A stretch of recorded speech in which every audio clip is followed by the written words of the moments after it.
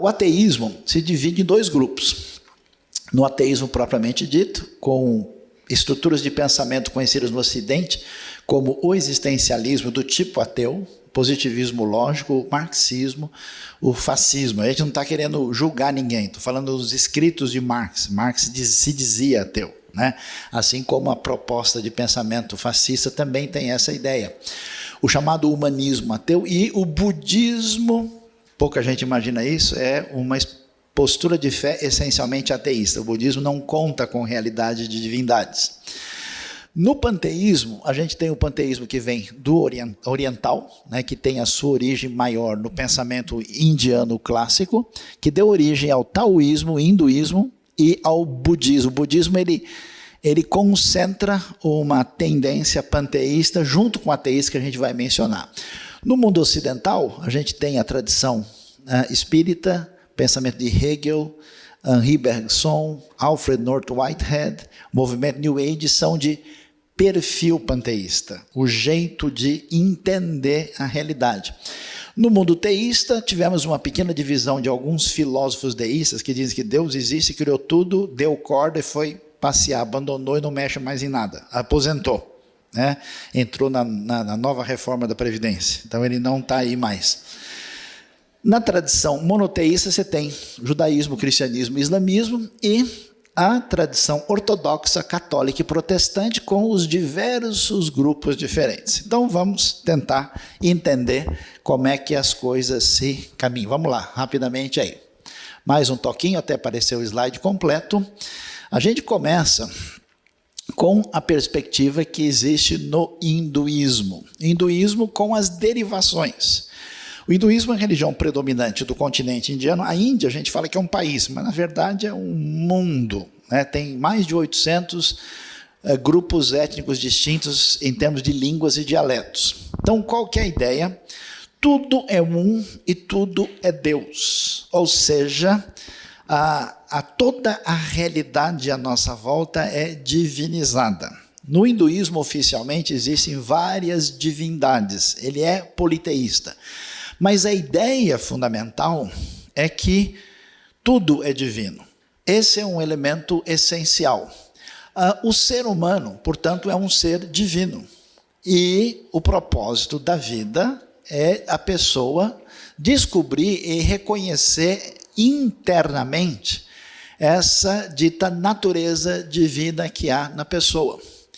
Aí, como o indivíduo é visto como Deus humano, cada pessoa vai, por meio de um caminho de crescimento espiritual, se tornar mestre e criador da sua própria realidade. Então, o processo se define em achar esse elemento divino que está dentro da pessoa, né? Por isso que se fala de centros de energia, se fala de busca de uma interioridade para esse divino de grau superior estar manifesto na vida da pessoa. Por isso, a postura indiana, isso é uma novidade para muita gente, ela se baseia essencialmente na reencarnação, no hinduísmo. E qual é a ideia da reencarnação? Você, né, deixa, porque o corpo é uma parte inferior, negativa, o espírito é superior, e o espírito sai, né, a pessoa morre e volta para uma outra reencarnação numa espécie de ciclo evolutivo. Quando uma pessoa vem para essa vida e está sofrendo, é que ele tem um débito da vida anterior, ele tem um karma acumulado. E, por exemplo, na Índia, a coisa mais difícil, dentro da visão hinduísta, porque na Índia tem grupos cristãos, tem grupos islâmicos, especialmente na parte norte do país, também tem minoria budista, é que se você nasce numa casta inferior, você não deve subir de casta, porque você está dentro de um ciclo de reencarnação que tem a ver com esse seu processo de evolução espiritual. Portanto, cada realidade, a realidade social é determinada pela visão religiosa e define a realidade. Quer ver que novidade que você nunca poderia imaginar? No espiritismo brasileiro, você tem doutrina de reencarnação, particularmente no kardecismo. E o kardecismo, na verdade, se alimentou dessa influência do hinduísmo, porque na herança africana propriamente dita, não tem ideia de reencarnação. A matriz original de Umbanda trabalha com outra ideia que não é essa. Então a gente não imagina, né? Mas a ideia de reencarnação veio da Europa, veio da França, com o famoso Allan Kardec. Allan Kardec, Léon Hippolyte Denis Rivail, que teve inspiração indiana e fez um pouco de mescla de filosofia positivista europeia com elementos da espiritualidade hindu e elementos da caridade cristã e fez uma estrutura de pensamento brasileira. Então, esse tipo de ideia faz parte dessa visão panteísta que não separa o divino do humano e que pretende elevar o divino a partir desse processo para chegar num dito nível superior. É uma visão bem diferente da tradição cristã. Vamos lá. E aí é importante, já que se pensa assim, você vai conversar com quase qualquer grupo religioso do mundo, todo mundo diz que Jesus é o máximo. Só que a maneira como se entende Jesus é bem diferente. Então, por exemplo, na tradição hindu, Jesus é visto como Cristo por dentro e não o Cristo da história.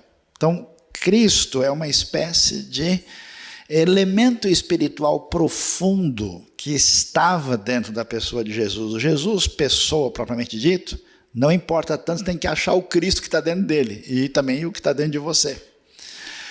Cristo denota apenas essa consciência divina que foi manifestada em Jesus. Ou seja, na visão indiana, diferente do ensino neotestamentário, na proposta hinduísta, a ideia é que Cristo é um indivíduo muito evoluído na direção do divino. O que pensamos sobre Cristo é, sem dúvida, muito importante para o hindu instruído. Como é que fica? Jesus é uma ilustração suprema do crescimento das origens humanas ao destino divino. Jesus é um místico, o revelador das profundezas dentro de nós mesmos, conforme Sarvepali Radhakrishnan. Aí você entende como é que se pensa sobre o assunto. Vamos adiante. É interessante, a gente não imagina isso, né? Quando você pensa em budismo, você lembra do quê? Da China, do Japão, mas o budismo também começou na Índia. É outra tradição, né? O famoso Siddhartha Gautama, que ficou muito popularizado no Ocidente por causa das obras de um homem chamado Hermann Hesse. É muito interessante ver como é que o budismo pensa e por que o budismo tem sido a religião mais atraente em certos ambientes ocidentais. Vamos lá. Vamos passar, né? Quem que é Siddhartha Gautama?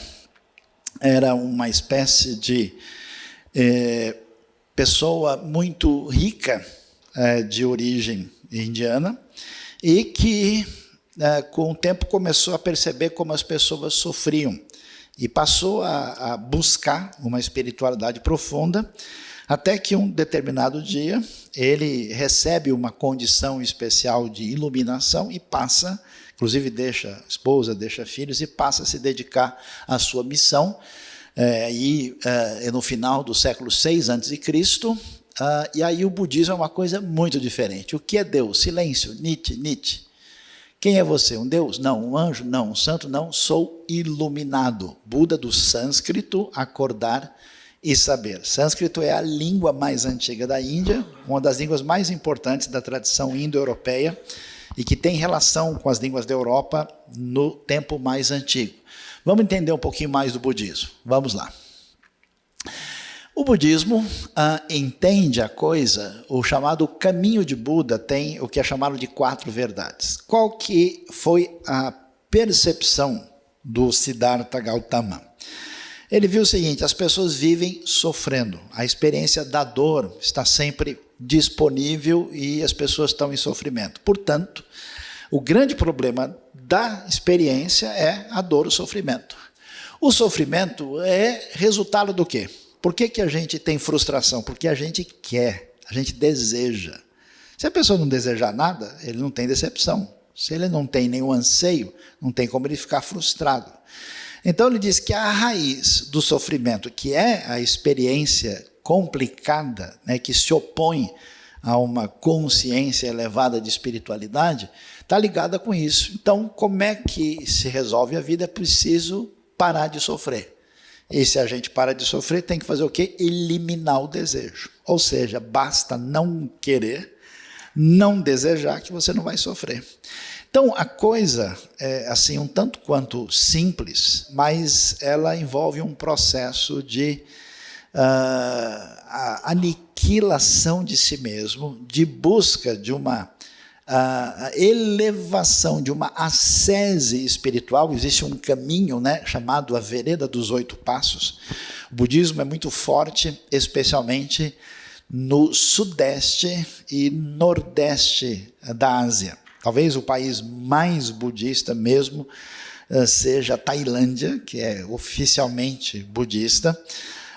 Outros países de muita expressão, o Nepal, o Butão e, claro, muita gente na China, no Japão. O Japão é uma coisa interessante porque a pessoa é budista e shintoísta ao mesmo tempo. E se der, ele também é cristão ao mesmo tempo e está tudo certo. No Japão parece uma coisa meio brasileira, assim, tá tudo, falou em Deus, nós estamos junto, né? E também existe muitos budistas também na Coreia e em outros países da região, especialmente ali no sudeste. Então esse é o caminho, e portanto você percebe que o budismo não conta com nenhuma ideia de buscar uma divindade. Você resolve a parada desenvolvendo um método de superação da sua relação com o sofrimento. Vamos adiante. Mais um toquinho aí. Volta lá. Acho que volta lá um pouquinho. Mais um.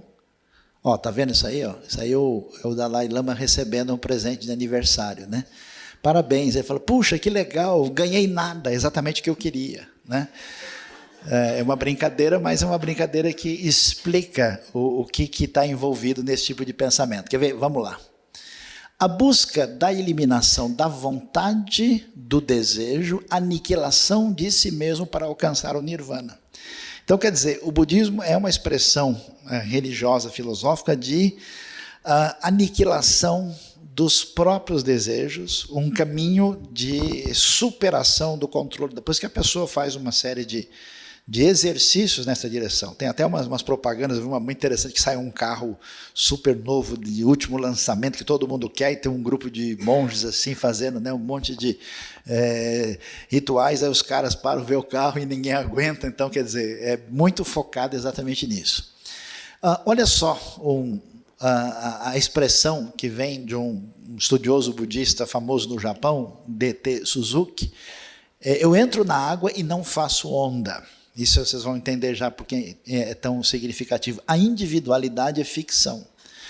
Os indivíduos em si não existem, são apenas pontos de referência que não têm significado quando considerados isolados, separados dos outros.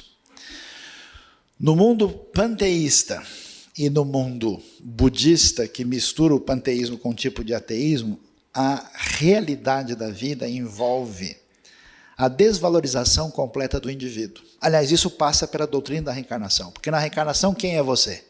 Uma metamorfose ambulante, em memória do Raul Seixas, né? Você não tem identidade, o seu rosto hoje é assim, na outra vida era outro. Você não tem uma identidade definida.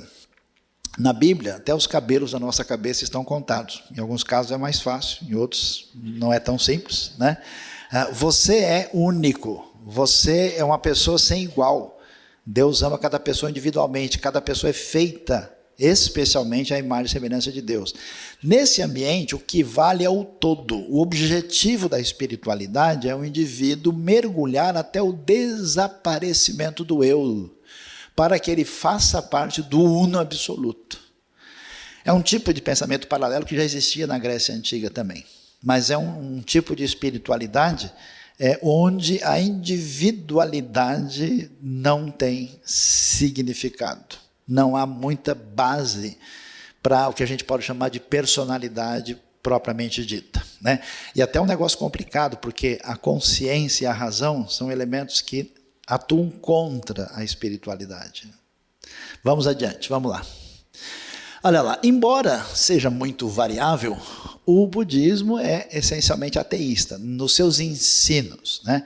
Especialmente o budismo filosófico Theravada, que é bastante Nichiren Daishonin, que é mais assim usado pelo pessoal erudito e que teve muita influência nos ambientes europeus e americanos por causa do vazio deixado, especialmente no pós-guerra dos anos 60, em busca de outras espiritualidades. Lembro dos Beatles, né, que tinha lá o Maharaj, tinha aquele pessoal que começou a romantizar a espiritualidade que vinha tanto do hinduísmo como do budismo. E aí, por outro lado, o budismo diviniza a experiência da iluminação. O Buda é o iluminado, ele encarna a experiência da transcendência. Então, um negócio assim, o budista muito elevado estudioso, como é que ele pensa? Ele pensa nas ideias filosóficas abstratas distantes. O budista povão, não tem dúvida, ele vai esfregar a barriga do Buda para ver se dá sorte. Ele vai venerar o Buda, ele vai tratar na prática como uma espécie de divindade. Ele vai ter uma relação, porque o Buda é um indivíduo diferenciado. Então você tem, especialmente na Ásia, estátuas gigantescas. Eu fui no Japão, visitei o Buda de Kamakura, por exemplo, uma estátua gigantesca, e você tem isso. Eu visitei Bangkok, na Tailândia, é um negócio impressionante, o tamanho dos templos, a expressão e o papel do budismo dentro da sociedade. Vamos lá. E aí, para a gente entender um pouquinho mais, olha lá, o budismo também entende Jesus de maneira favorável. Mas como? Um Jesus adaptado para a visão budista, diferente do ensino do Novo Testamento. Quem é Jesus? Jesus é só um dos iluminados. Ele é um tipo de Buda. O budismo pode aceitar Jesus como um bodhisattva, entre outros. Ele é um indivíduo, ele é como se diz no sânscrito antigo, um bhakti. Ele é um devoto. Alguns reverenciam ou adoram o Buda. O Dalai Lama, ele é considerado, particularmente no budismo tibetano, como um indivíduo iluminado acima. Então ele é reverenciado quase como divino, assim, pela sua posição. E outros que alcançaram essa divindade. Mas o absoluto do budismo é a transcendência, e não uma pessoa. Deus ou deuses. Para a maioria dos budistas, o Buda histórico tem pouco valor. A questão, de novo, não é o indivíduo. Não é, a questão é a realidade espiritual que ele encarna. É interessante, você vê que a fé cristã vai numa direção bem diferente. O que a Bíblia diz? Se Cristo não ressuscitou, é vã a nossa fé. A realidade concreta no tempo e no espaço na história é valiosa no cristianismo. Na tradição hinduísta e budista, vale somente a parte espiritual. Já viu isso em algum lugar? Olá, meu amigo, você não sabia, né? Essa realidade puramente espiritual não faz parte da maneira bíblica de pensar. Vamos lá. Aí a gente agora chega na tradição monoteísta. Tradição monoteísta diferente da tradição panteísta, tá? Eu não vou falar hoje sobre o animismo, mas o animismo, no fundo, também é um panteísmo. Todas as religiões do mundo, exceto as religiões abraâmicas, são panteístas. Não diferenciam a criatura do Criador. Tudo faz parte do universo onde o divino e o humano estão juntos. As religiões abraâmicas começam com o judaísmo, com o cristianismo e o islamismo. A ordem aqui é cronológica. Vamos lá ver o que a gente tem para pensar sobre o assunto. Começamos com o judaísmo. O judaísmo, claro, todo mundo sabe, tem a ver com a tradição judaica. E a gente vai entender como é que ela funciona. E coloquei aqui o mapa de Israel, porque está muito ligada à questão não só da tradição religiosa, mas da terra, como a gente bem tem notícias. Vamos adiante, vamos lá. Vamos olhar toda a trajetória histórica que a gente tem aí. Então, a maior parte das pessoas imaginam que no judaísmo, as pessoas, qual é a compreensão popular? A gente é cristão, a gente conhece Jesus, a gente segue o Novo Testamento. Os judeus, como não entendem Jesus como Messias, eles seguem o Velho Testamento. É isso? Não. O judaísmo tem uma maneira de ser muito mais complexa do que a gente imagina. O judaísmo, a gente tem a época bíblica, antes do exílio, por quê? Porque a sua Bíblia, o Velho Testamento, é a mesma Bíblia judaica.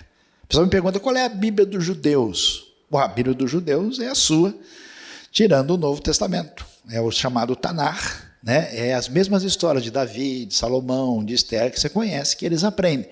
Então, o judaísmo tem a sua origem na Bíblia, no Velho Testamento, E ele começa a mudar de figura na história e vai ter o que a gente chama de judaísmo da época greco-romana. Que época é essa? A partir do 4º, 3º século a.C. até a época de Jesus. Que tipo de grupos diferentes de judeus existem nesse momento? E o que eles estão pensando?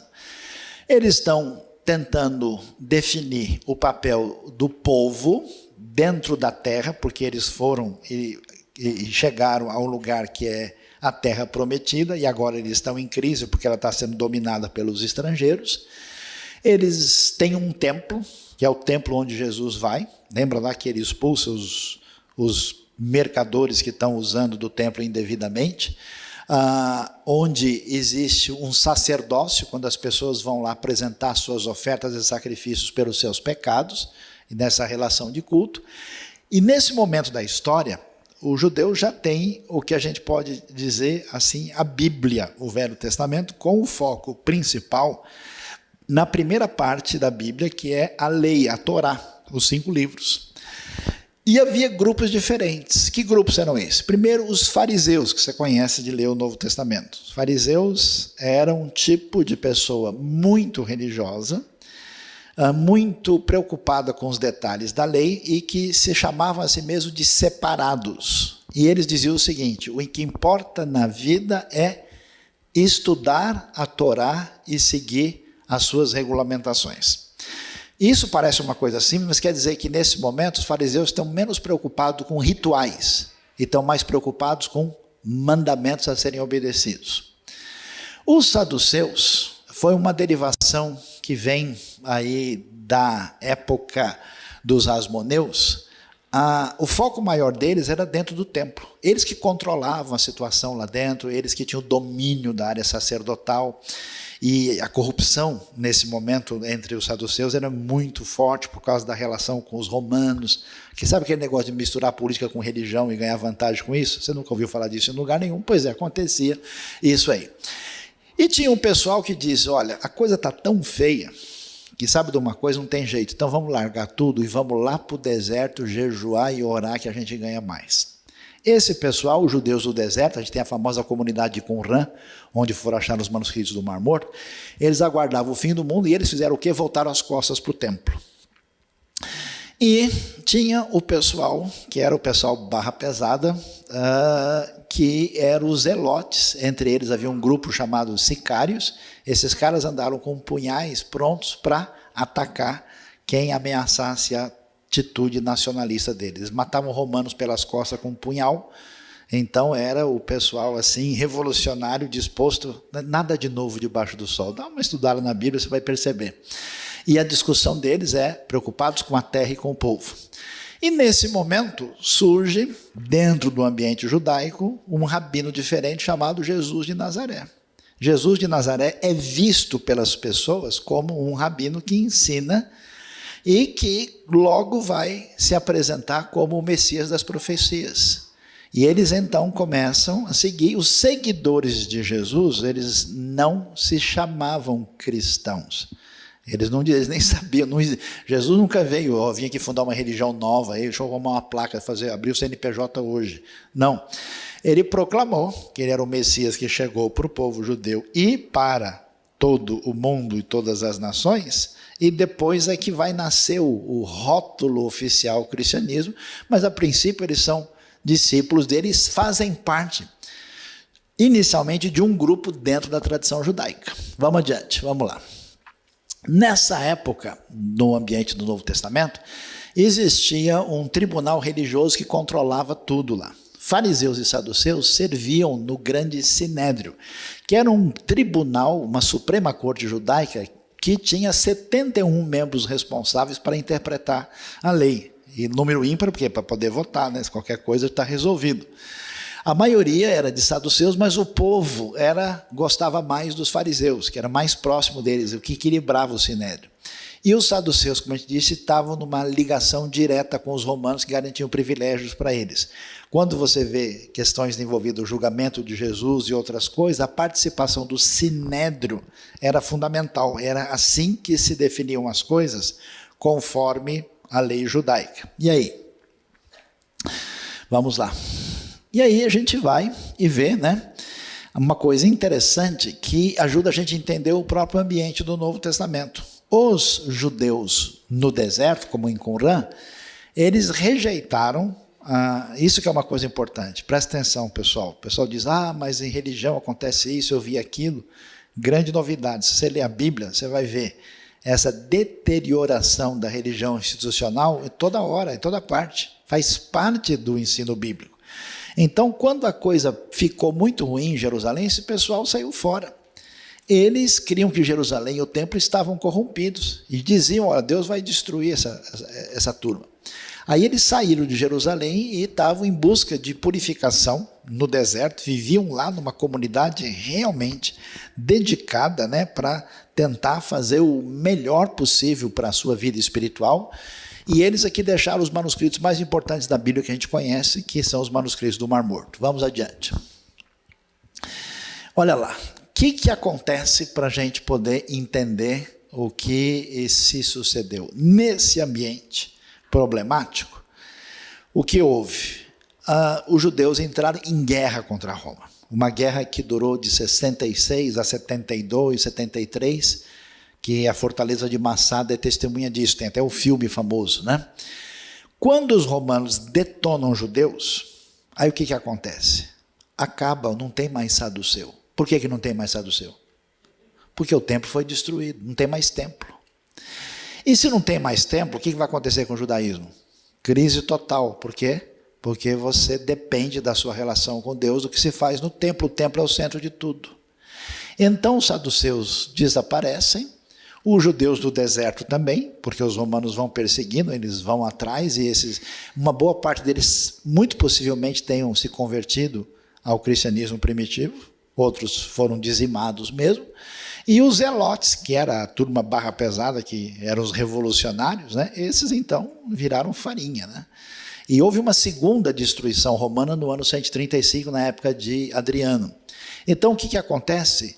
Desaparecem todos os grupos judaicos. Quem que sobra? Somente os fariseus. Por quê?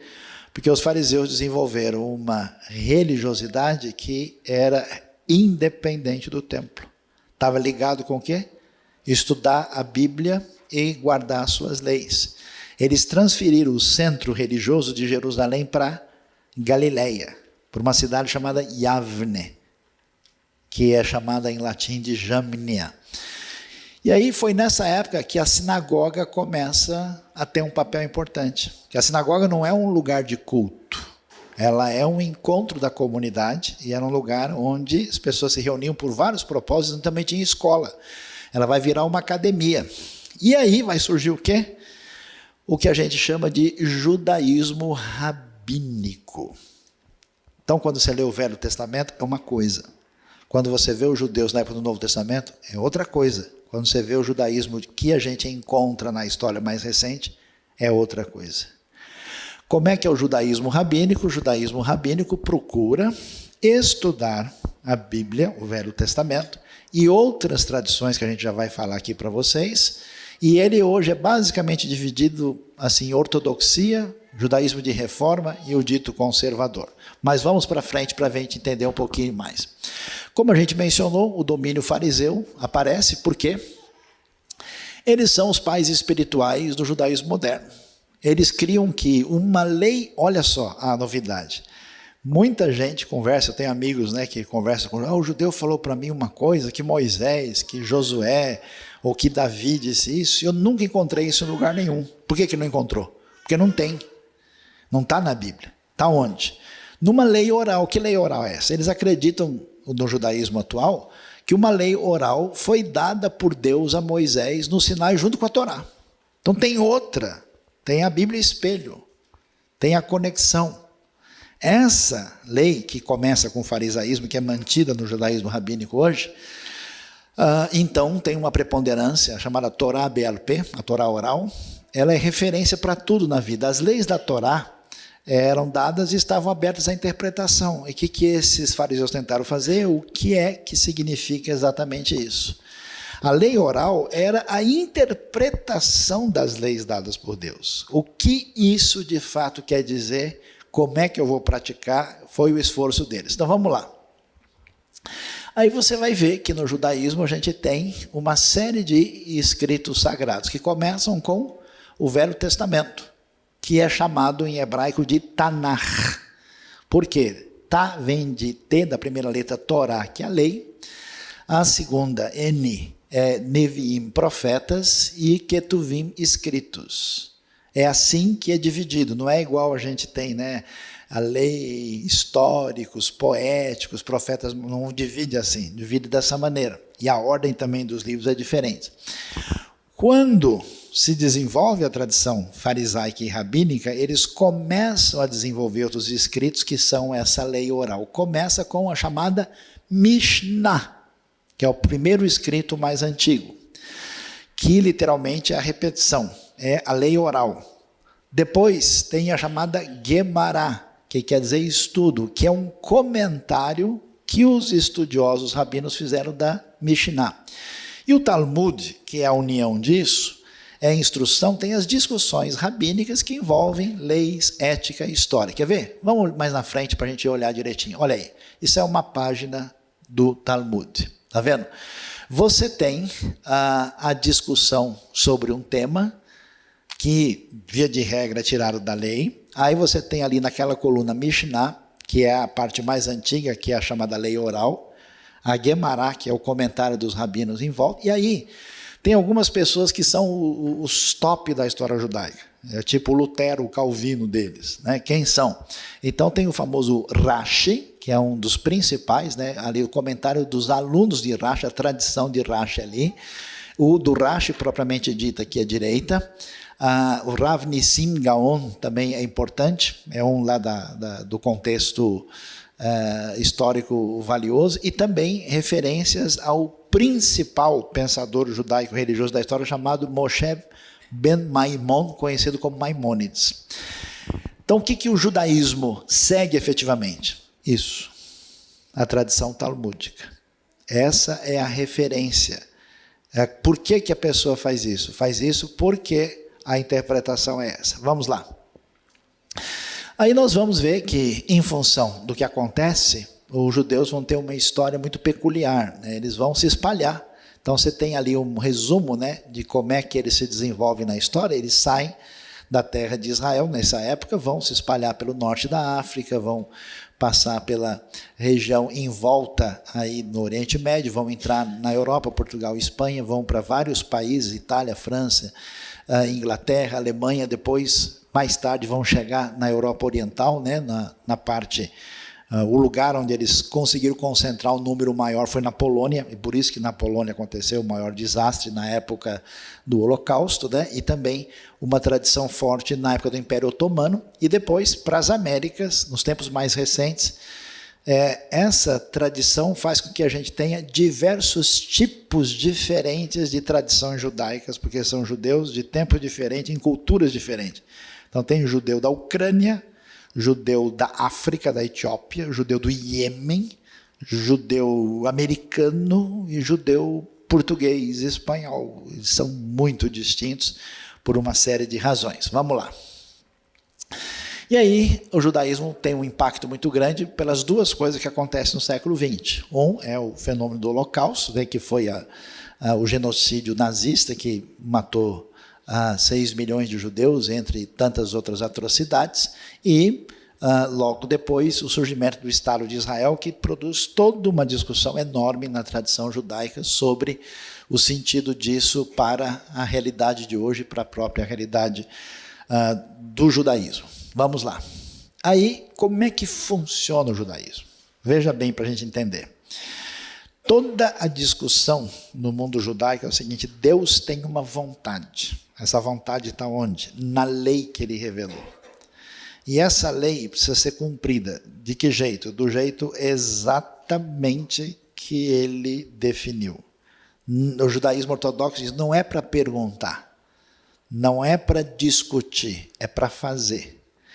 E quem sabe como vai fazer é exatamente a tradição rabínica que, teoricamente, interpretou certo. Por que o judeu não pode comer cheeseburger? O judeu religioso. Porque está escrito que não pode misturar, cozinhar o cabrito no leite da cabra que é mãe dele. Está escrito isso. Não está dizendo que não pode comer cheeseburger. A tradição rabínica entendeu que isso quer dizer que não pode misturar carne com leite na hora da gente comer. E que bife parmegiana, nada disso, está fora. Nada de hambúrguer com queijo, né? E, consequentemente, essa é a definição da chamada comida kasher. Não é exatamente o que está na Bíblia. A gente nem tem como saber diretamente no texto se esse versículo está preocupado com alimentação. Mas a tradição judaica entendeu assim, e quem é seguidor ortodoxo obedece. Então, o objetivo é a lei, porque a lei tem quantos? 613 mandamentos. Mas há uma crise muito grande. Qual é a crise? Muitos mandamentos têm a ver com o culto, com o templo. E como não tem templo, eles aguardam intensamente a chegada da era messiânica, quando a vontade divina vai ser satisfeita. Vamos lá. Como acontece nas outras religiões, os judeus também têm um monte de grupos. O judeu parece batista, onde tem 2 judeus reunidos, tem 7 opiniões diferentes. E se tiver um advogado, são 10, né? Então, olha lá, o judaísmo hoje, você tem, por exemplo, o pessoal que tem uma origem no judaísmo, não são propriamente aceitos como judeus, são os samaritanos, mas os samaritanos têm a seguinte teologia: o Velho Testamento não tem valor, só a Torá vale, só os 5 primeiros livros, de Josué em diante está fora. Então, o samaritano misturou elementos judaicos com outros grupos. É um grupo pequeno que existe até hoje, mas eles têm o seu próprio jeito de pensar. Uma coisa interessante é que eles fazem sacrifício do jeito que se fazia nos tempos da Bíblia. Quando tem as festas, é uma coisa muito... porque a lei diz para fazer assim. Os caraítas, que é um grupo muito pequeno, 0,2% do judaísmo, e eles não aceitam a lei oral. Não aceitam esse negócio, só a lei que está na Bíblia. A ortodoxia, que claro, a fonte maior é a lei escrita por Deus, mas que dividiu em grupos, como a ortodoxo mais moderno, os grupos racídicos, que são mais a cara desse homem que está aí, e a ortodoxia que estuda em, digamos assim, seminários judaicos, né, chamada que segue o movimento de yeshivas, né? Aí tem um outro judaísmo menos exigente, apesar de ser chamado de conservador, que acredita na lei inspirada por Deus. A lei deve ser observada, mas eles tentam ser reconstrucionistas, voltando para aquilo que eles acham que seria o elemento mais essencial. Existe o chamado judaísmo de reforma, onde eles dizem o seguinte: esse negócio de seguir a lei, bobagem. Não importa a lei, o que importa é o princípio por trás dela. Então, assim, por que o judeu religioso tem o cabelinho pendurado aqui? Qual é a razão? Que a lei diz: não corte o cabelo nos cantos da cabeça. Isso chama-se o quê? Peiote. O cara não quer nem saber, ele não corta. Mas e aí? O que um reformista vai dizer? Mas isso é bobagem. Não podia cortar, porque aqui está a têmpora. Tempo antigo o pessoal não tem boa condição de fazer isso, cortava às vezes com pedra ou com faca muito rudimentar. E como a vida é muito preciosa, se atingir aqui um lugar de sangue é perigo, então, por proteção à vida, foi dada a lei. A lei em si não interessa, interessa o quê? O princípio por trás dela. Então, os reformistas são judeus mais liberais. Sinagogas reformistas têm rabina, tem uns negócios completamente diferentes do que a gente pode imaginar, né? Aí tem um grupo de judeus etíopes que tem a sua própria característica, o Beta Israel, né? Especialmente os chamados falachas, né? E aqui é interessante, eu botei porque eles colocam o judaísmo messiânico, que é chamado heterodoxo. Por quê? São judeus que permanecem judeus, que vivem como judeus culturalmente, mas eles acreditam que Jesus é o Messias. Se falar para ele: você é cristão? Não, não sou cristão. Porque cristão é uma pessoa que segue uma tradição que se desenvolveu na Europa, que tem uma série de costumes. Eu sou judeu, mas eu sigo Jesus, Jesus é o meu Messias, eu tenho os meus costumes, as minhas práticas, as minhas comidas, meu jeito de ser. Não sigo o judaísmo rabínico, eu sigo o rabino da Galileia. E aí, então, eles se identificam dessa maneira, é um movimento que cresce e não é aceito pelo judaísmo predominante, que é especialmente o judaísmo ortodoxo. Vamos lá. Islamismo. Bom, o nosso tempo avançou bastante. Vocês querem um pouquinho mais de tempo para a gente continuar? O pessoal está com muita fome aí e tal. Continua. Então vamos lá, islamismo. Vamos entender o islamismo. Vamos adiante. Vamos lá, passando o slide para poder caminhar aí, né?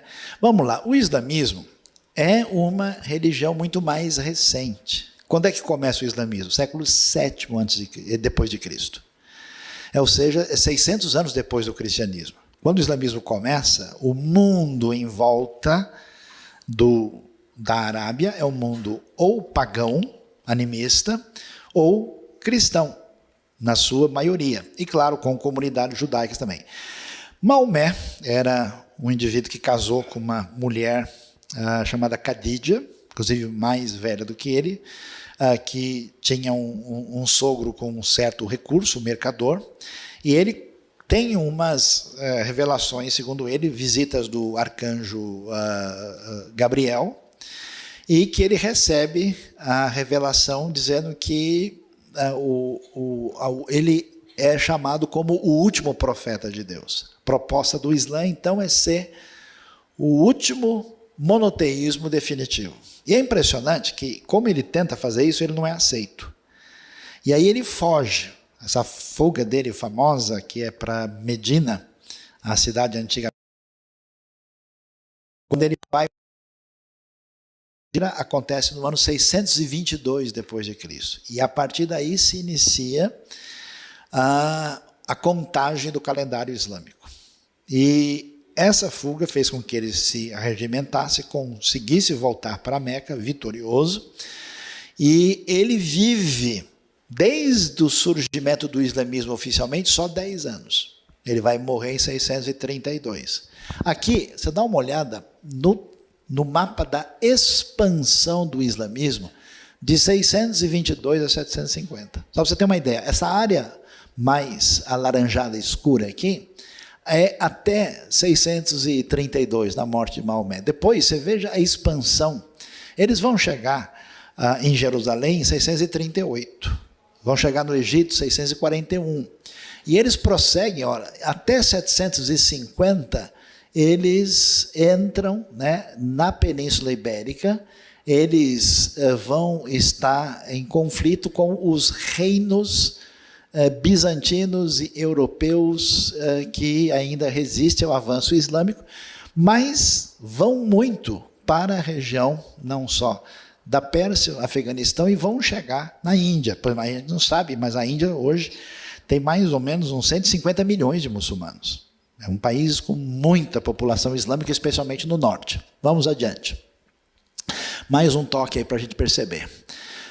Só para a gente perceber, olha só, o Império Bizantino. O que é Império Bizantino? Império grego, de fala grega, que é o romano do Oriente, que foi cristianizado e se tornou, né, a grande referência a partir de Constantinopla. Quando chega no auge do Império, olha lá, no ano 565, no auge do reinado de Justiniano, olha o tamanho do Império Bizantino. O islamismo surge quando? 622. Dá uma olhada aí, um pouco tempo depois, um século depois, olha o domínio do Islã e como o Império Bizantino foi, em grande parte, engolido e está ali totalmente fechado sob a influência do islamismo. Vamos em frente. Aqui dá para a gente ter uma ideia. Por exemplo, tem uma ideia muito errada, né? Todo mundo relaciona o islamismo com o povo árabe, mas não é assim. Só 15% dos muçulmanos do mundo são árabes. A maioria absoluta dos muçulmanos não são árabes. E uma grande parte dos árabes não são muçulmanos. Por exemplo, a colônia de origem árabe no Brasil, que é principalmente uma colônia sírio-libanesa, ela é de tradição predominantemente cristã, especialmente de tradição maronita. Inclusive o pessoal veio em função muito dos desequilíbrios e conflitos que atingiram o Líbano e a Síria na ocasião do domínio otomano, tá vendo? Então, o Islã, apenas 15%, aqui são os países onde nós temos o maior impacto. A Indonésia é o maior país islâmico, com quase 17% de todos os muçulmanos do mundo. Uma população de mais ou menos 200 milhões de muçulmanos na Indonésia. E o país tem 260 milhões de habitantes. E nós temos dois grupos principais, né? Na verdade, os muçulmanos têm vários grupos e seitas diferentes dentro, mas os grupos principais são os sunitas e os xiitas. Os xiitas são 10% dos muçulmanos e estão principalmente concentrados no Irã. Mas os sunitas, que desenvolvem a tradição predominante, tem uma discussão se tinha que passar, que o Maomé morre sem deixar descendente homem, se a coisa tinha que passar pela família dele ou pelos califas que tomaram o poder, e então há uma divisão forte entre os dois grupos. Vamos adiante. E aí, como é que funciona o Islã? O Islã é uma religião de pouca reflexão e muita ação. Assim como existe o livro sagrado do Alcorão, também tem uma tradição da história islâmica, muita coisa que é dita e ensinada numa mesquita por um líder ali, um imã, às vezes vem da tradição comentada pelos sábios da história. Tá? E o que o muçulmano tem que fazer? 5 coisas, 5 pilares da fé, que são, né, a shahada, que é professar a fé. O que é a shahada? A pessoa tem que, diante de uma autoridade reconhecida, dizer que só Allah é Deus e Maomé é seu profeta. Ele diz isso 3 vezes publicamente e ele está convertido. E sem poder dar marcha ré. Se ele retrocede, ele é apóstata e ele está sujeito a uma série de dificuldades, porque o islamismo tem uma intenção de ser uma religião totalizante. Ele precisa orar 5 vezes por dia, salat. Você percebe de onde vem isso? Isso vem da tradição cristã judaica, porque na tradição judaica se ora 3 vezes ao dia. E os judeus oravam como? Como é que Daniel orava? Em direção a Jerusalém. E que o muçulmano faz? Bom, se é 3, vamos fazer 5, e em direção a Meca. Você vê que a tradição é construída em cima de algo que você conhece antes. Claro, Maomé conhecia a tradição islâmica, cristã e judaica. Existe um imposto obrigatório para todo muçulmano chamado zakat, que em tese é para ajudar os necessitados, chamado imposto de caridade. É 2,5% de tudo que a pessoa recebe. E é obrigatório, não tem discussão. O jejum, que é o Sawm oceano, que se faz no meio de Ramadã. O que existe na tradição judaica? O jejum de um dia. Quando? Yom Kippur. Cristãos também costumavam jejuar na ocasião da Páscoa ou em momentos específicos, por dedicação a Deus. O islamismo decretou 1 mês de jejum. Só que enquanto tem luz do sol. Então, enquanto tem sol, o sujeito não come, e quando fica de noite, aí ele faz tudo que é possível e faz esse período longo chamado Ramadã. E, pelo menos uma vez na vida, essa é uma grande crise do islamismo de hoje, tem que visitar Meca, a cidade sagrada, onde tem a famosa Kaaba, aquela pedra principal, que diz que as pessoas beijam e deixaram os seus pecados lá. Qual que é o problema da peregrinação a Meca? É que quando Maomé definiu essa proposta, tinha um grupo pequeno de muçulmanos no mundo. Agora, com 1,6 bilhão, como é que o pessoal faz para ter 8 milhões de pessoas visitando a Arábia Saudita todo ano? Muito complicado. E sabe o que eles estão fazendo hoje? Dizendo só quem tem mais de 60 anos pode vir, porque não dá para receber todo mundo. E aí o cara vai morrer sem nunca ter ido, ter feito a Hajj. Né? Então é uma coisa muito complicada. Tradição judaica, tradição judaica e tradição cristã também tem muitas festas, tá? As festas que vocês conhecem da Bíblia, e na tradição islâmica tem coisas que evocam isso também. O islamismo se entende como revelação final de Deus substituta, faltou aqui a letrinha certa, do judaísmo e do cristianismo.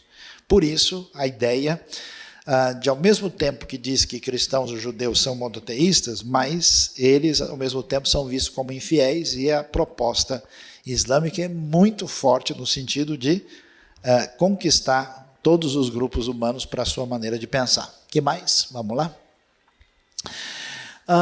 Então, olha aí. Shahada, só Allah, Deus e Maomé, o seu profeta. Essa é a confissão de fé. Qual é a grande questão no islamismo? No islamismo, Deus não oferece nem aliança nem amizade aos seres humanos, que, aliás, nem são criados à sua imagem, segundo as tradições aí ligadas ao Corão. A grande dificuldade, e você entende a angústia da alma islâmica, é buscar algum ponto onde a pessoa possa ter alguma certeza da misericórdia de Alá. E é difícil, porque alguns pontos do Alcorão parecem ser diferentes de outros. Então, se Deus quiser, alguns vão ao paraíso, mas nem Maomé podia ter certeza disso, conforme o próprio texto. Na verdade, a justiça de Alá é incompatível com a sua misericórdia, a coisa fica indefinida. Alguns trechos parecem colocar a coisa como fatalista, outros dizem que somente se você morre de fato como mártir, em nome de uma jihad justificável, aí você pode ter certeza do paraíso.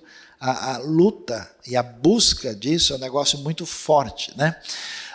Na Bíblia você vai ver que a proposta do Novo Testamento, Deus aparece como justo, mas justificador, né? Já que o islamismo não entende a pessoa de Jesus da mesma maneira. Vamos entender como é que ele é visto. Vamos lá.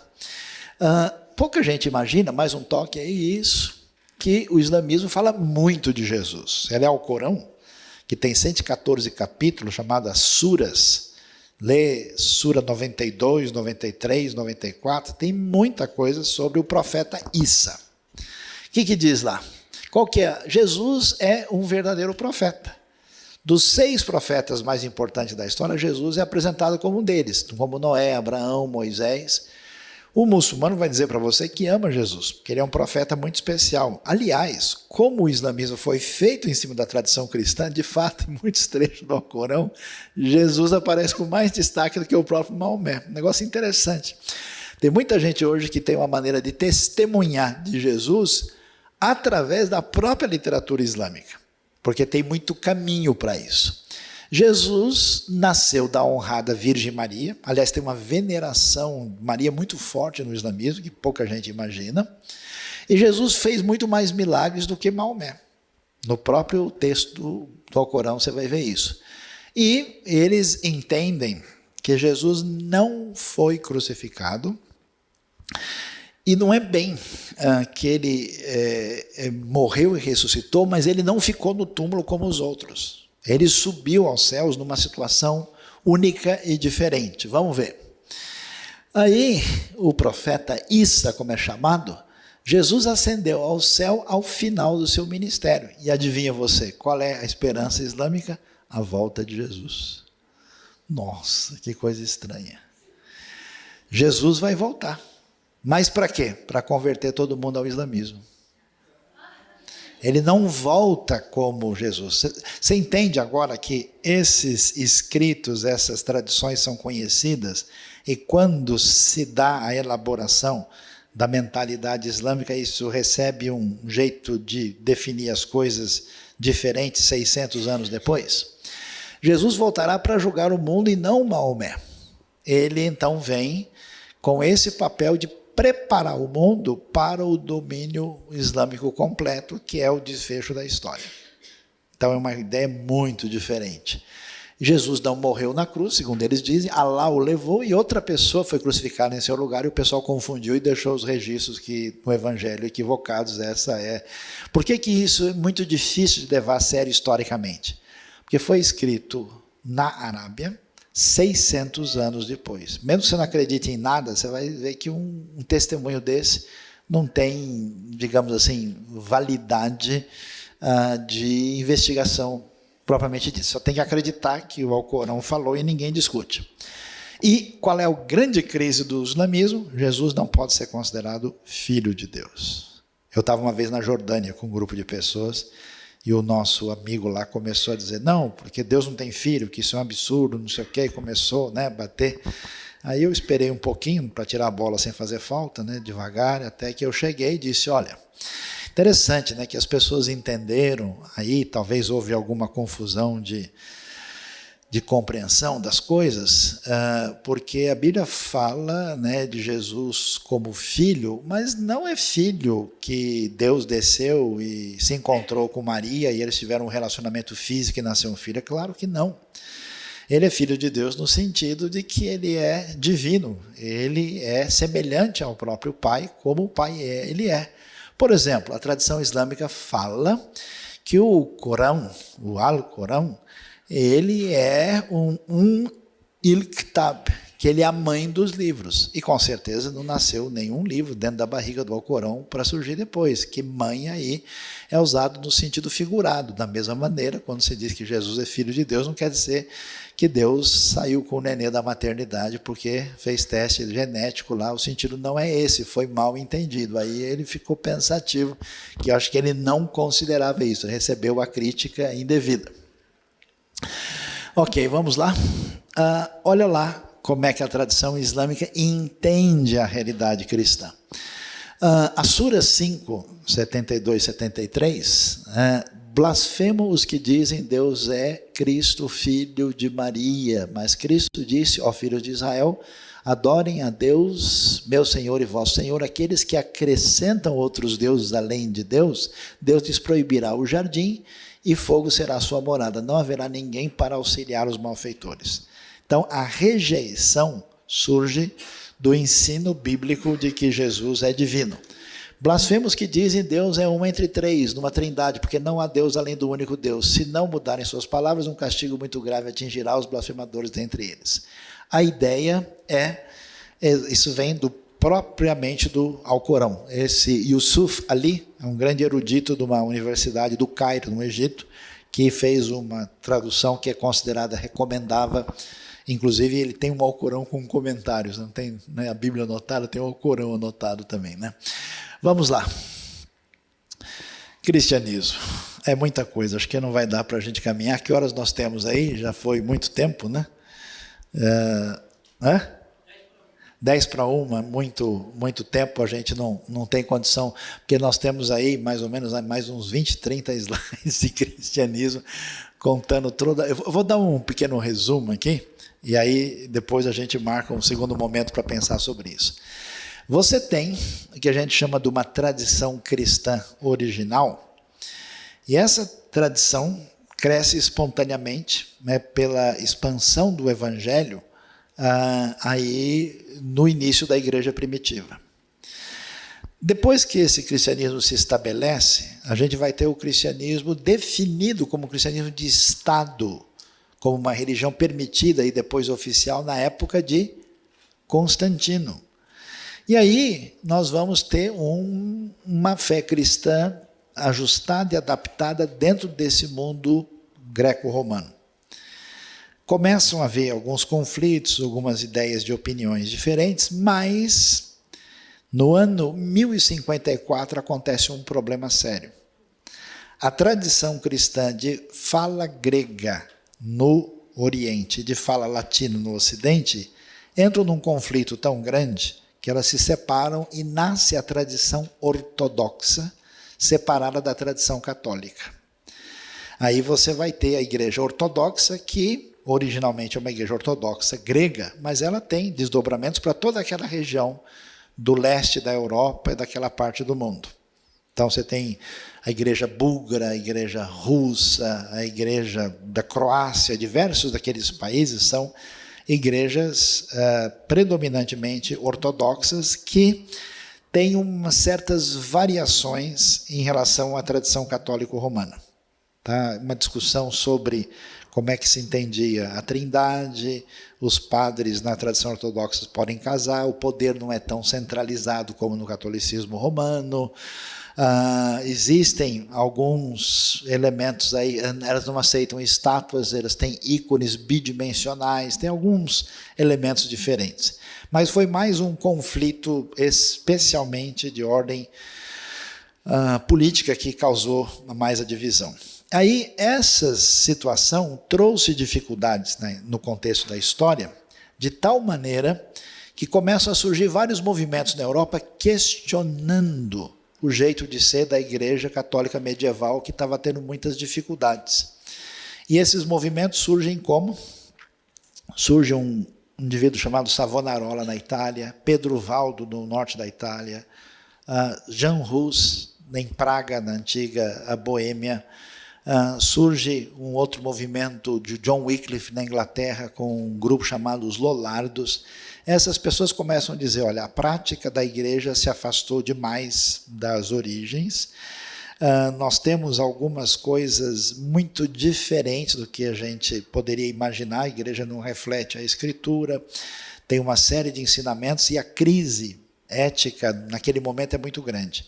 Então isso abre espaço, né, para um movimento de reforma da igreja que vai ter um desdobramento vencedor na época de Martinho Lutero. E a reforma basicamente vai ter a sua base. Por que tem tantos grupos protestantes evangélicos diferentes? Porque eles surgiram em lugares diferentes. Surgiu uma reforma na Suíça com Zwinglio e Calvino. Surgiu uma reforma na Alemanha com Lutero.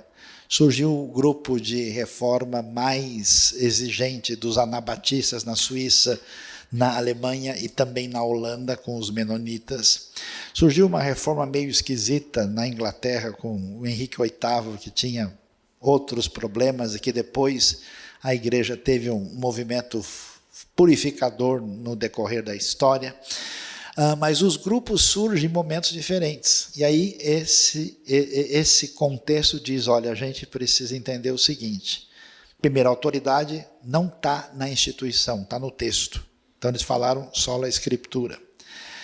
E aí eles disseram, não, a gente não pode dividir a importância de Cristo.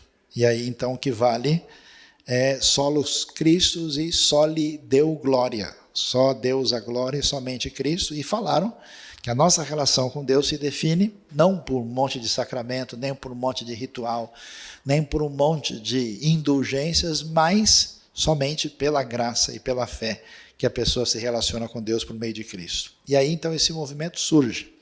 Inicialmente você tem essas três tradições fortes e importantes, luterana, calvinista e anabatista batista. Elas vão delinear a história e vão impactar aquilo que se torna os movimentos evangélicos que a gente conhece hoje. Não dá para falar hoje, mas mais tarde surge, uns 150, 200 anos depois, o movimento metodista na Inglaterra, muito importante, que era um movimento de busca de espiritualidade e de apoio a pessoas que viviam em condições sociais muito difíceis, e também um movimento de santificação. E mais tarde surge o movimento pentecostal, que é um movimento ligado à importância do Espírito Santo na vida da comunidade. Esse movimento surge em 1901 e se espalha pelo mundo. No Brasil teve impacto significativo. E mais recentemente, em 1977, começa um negócio diferente, um movimento neopentecostal. E aí a gente tem coisas realmente muito diferentes, né? Igrejas do tipo mundial do poder de Deus, universal do reino de Deus, tem um perfil peculiar, diferente, e trabalham com um tipo de proposta de espiritualidade eclesiástica que não tem a concordância nem dos pentecostais históricos e nem das igrejas tradicionais. O movimento acabou valorizando o ritual acima da palavra e tendo uma espécie de espiritualidade que merece uma série de pontos de interrogação. Ok? Então, por hoje é só. A gente, então, vai ter oportunidade no segundo momento de ver o desfecho. E muito obrigado por todos. Que Deus abençoe.